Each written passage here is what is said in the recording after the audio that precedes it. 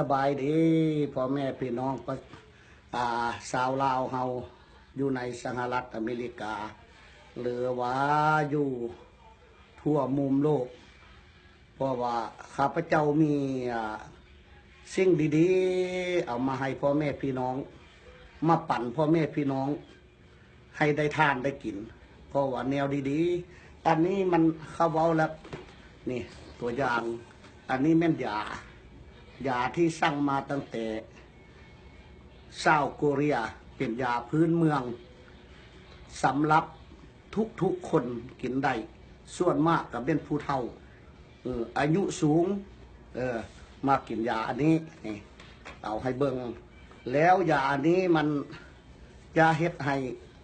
มีแห้งแล้วก็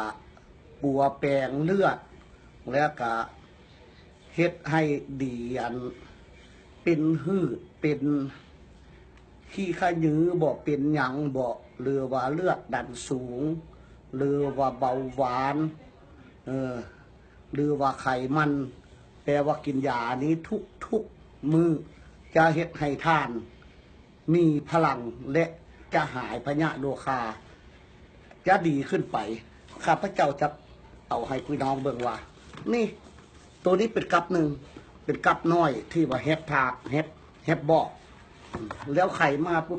ท่านจะเห็นเป็นบล็อกอยู่นี่เป็นบล็อกนั่นนี่เป็นบล็อกนั่นนี่หันอันซองหนึ่งหันมันมี6 อัน6 ซองเนาะแล้วอันอยู่ในบล็อกตัวนี้หันมันมี10 บล็อก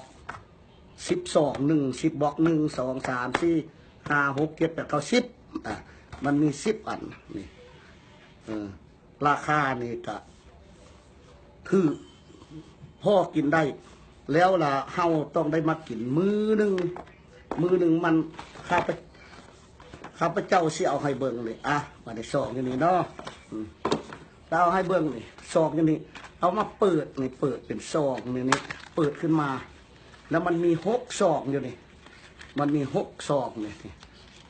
1 2 3 4 5 6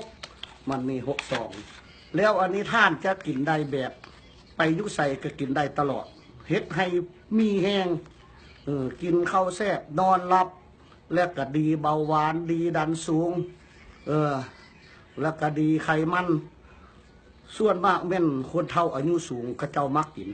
อันนี้นะแปลว่าได้ขายดีที่สุดถ้าหากว่าท่านได้กินบ้านนี้การดื่มยาตัวนี้ง่ายๆเขาจะจกออกมายกยาตัวนี้ออกมาเนี่ยมาละบาทนี้สิกินให้เบิ่งนี่มาแล้วมันจะมีอันนี้ลูกศรนะมีบอลมีกระตันนี่เฮาจะกี้ไปนั่นนี้โลดนี่กี้ไปนี่แล้วจะเป็นห้อมยานี่บาแล้วโบได้ใส่น้ำใส่ในอย่างจังแนวเฮาก็ต้อง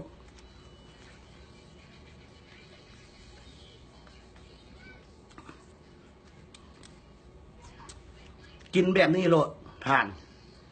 มือหนึ่งท่านกิน2 ซองน้อยนี่แหละถ้าหากว่าท่านกินประมาณอยู่10 มื้อท่านสิเห็นผลย่างไวย่างรวดเร็วโลดท่านจะเห็นผลว่ามันสิมีแหงวิธีไหนท่าน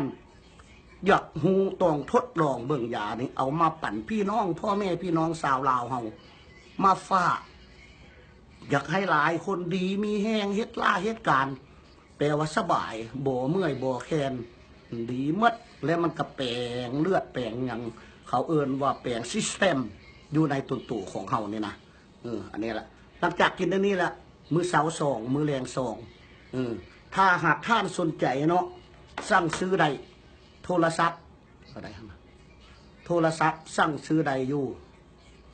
479โอเค4622030แล้วข้าพเจ้าสิบอกว่าโทรศัพท์ตัวหนึ่งที่เป็นผู้แทนจำหน่ายนะข้าพเจ้าสิออกแล้วก็ข้าพเจ้าสิเขียนใส่นำถึงให้พ่อแม่พี่น้อง ถ้าหากอยากได้เติมติดต่ออยู่ในสหรัฐอเมริกาของเฮาราคาย่อมเยาถามพวกที่ว่ากระเจ้าที่ว่าเป็นเมมเบอร์เชียบกระเจ้าติดต่อมาขาย แต่ว่าขายท่านอยากเป็นเมมเบอร์เชียบเลยก็ได้อันนี้มาฝากให้พ่อแม่พี่น้องหูนำกันอยากให้อยู่ดีมีแหงนำกันให้พ่อแม่พี่น้องจงออเดอร์มาเอาออเดอร์มาย่างเป็นซาหรือไวกับเป็นประมาณอยู่10 มื้อ